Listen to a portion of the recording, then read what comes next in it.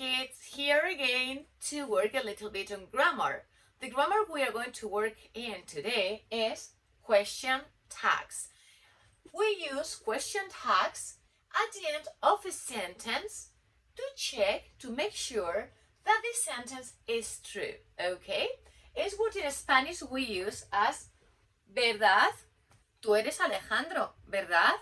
These kind of sentences are the ones we are using when we work with question tags. To use them, we have to pay attention to the main verb, to the most important verb or the auxiliary verb in the sentence. And we have two possible situations. If the main verb is positive or if the main verb is negative. Let's see what happens if the main verb is positive. We say a sentence, a statement. You are Sarah. And we are not sure if that girl is Sarah, so we have to check if she is really Sarah or if she is another girl. So we say, you are Sarah. And to make sure, now we say, aren't you? As you can see here, the main verb in the statement is positive, but the question tag is negative. You are Sarah. Aren't you? If positive, the question tag is negative. Let's see just the opposite. In the main sentence, in the statement, we are using negative. You don't like pizza. And I want to make sure that you don't like pizza, so I say, you don't like pizza. Do you? In the main sentence, the main verb is negative, okay? But the question tag is positive. We have to switch.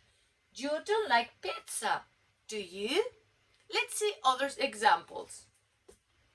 You have studied for maths. Haven't you? I repeat, you have studied for the maths exams. Haven't you? Let's see another example for negative. She is not married. Is she? She isn't married. Is she? So, let's do a quick review to make sure that everybody understands.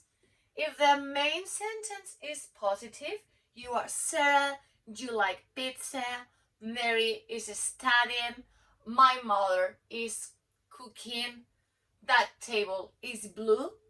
All the verbs in the question tag have to be negative. So, that table is blue, isn't it?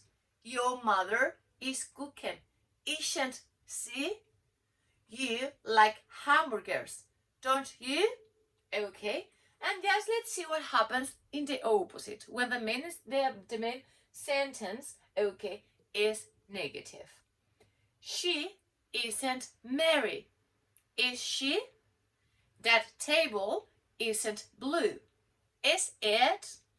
You don't like broccoli, do you? You haven't studied for the exam, have you?